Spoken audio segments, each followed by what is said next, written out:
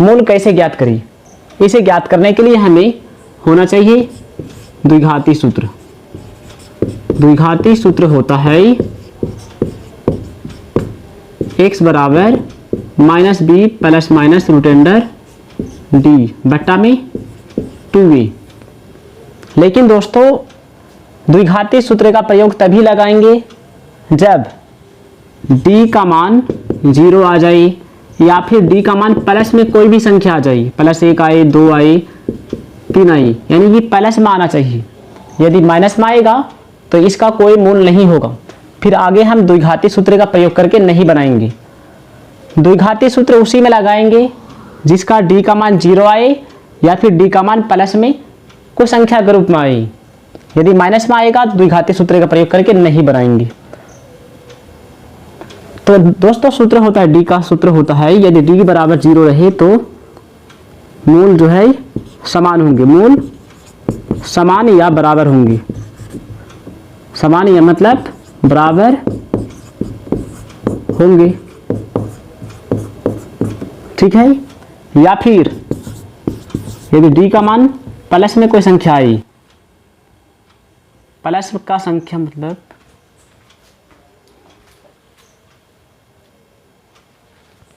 यदि d का मान प्लस में आए, ठीक है, 0 से बड़ा हो जाएगा। बड़ा का मतलब जैसे मान लो कोई संख्या +1 आई, +2 आई, तो क्या +1 0 से बड़ा है ना, छोटा है बोलो, 0 से बड़ा है, मतलब एक बड़ा है 0 से, इसलिए इधर घुमाई। बोलेंगे 2 क्या है, 0 से बड़ा है ना छोटा है, तो बड़ा है, इसलिए इधर घूम जाएगा। d का मतलब कोई संख्या आया प्लस में, तो d बड़ा है 0 से, तो इसलिए इसका मूल होगा वास्तविक, लिखेंगे। अतः इसके मूल वास्तविक होंगे, वास्तविक होंगे, ठीक है। और यदि दोस्तों d का मान माइनस में आ जाए, -1, -2, -3 कुछ भी आ जाए, तो इसका मूल जो होगा वास्तविक नहीं होगा। फिर हम आगे हल नहीं करेंगे, तो लिखेंगे अतः इसके मूल, अतः इसके कोई वास्तविक मूल नहीं होंगे, अतः इसके कोई वास्तविक मूल नहीं होंगे, नहीं होंगे,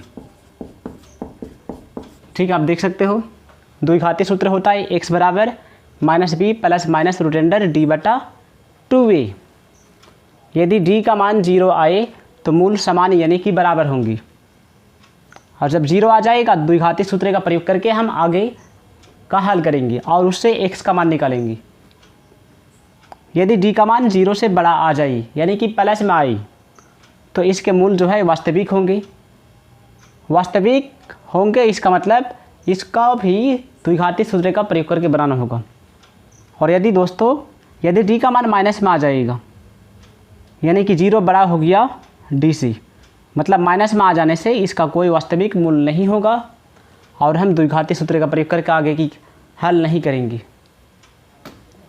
अच्छा, d का सूत्र क्या होता है पता है क्या? d का सूत्र होता है b² - 4ac। d का सूत्र क्या होता है? b² - 4ac होता है, ठीक है। चलिए आप स्क्रीनशॉट मार लीजिए।